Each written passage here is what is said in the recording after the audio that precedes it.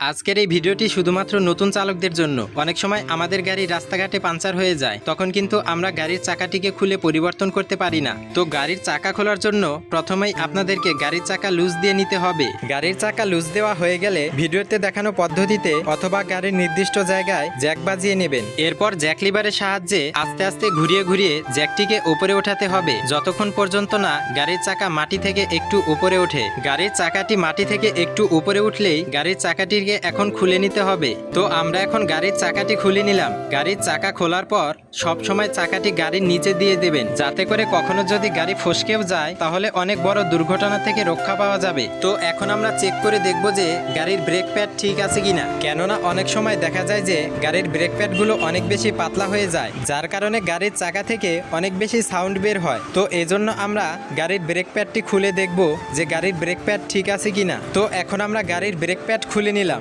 তো আপনারা দেখতেই পাচ্ছেন গাড়ির ব্রেক প্যাডটি এখনও কিন্তু অনেক দিন চলবে। তো এখন আমরা এটিকে পরিবর্তন করব না, এটিকে এখন আমরা একটু পরিষ্কার করে দেব, যাতে করে ব্রেকটা একটু ভালো হয়। এখন আমরা গাড়ির ব্রেক প্যাড লাগিয়ে নেব।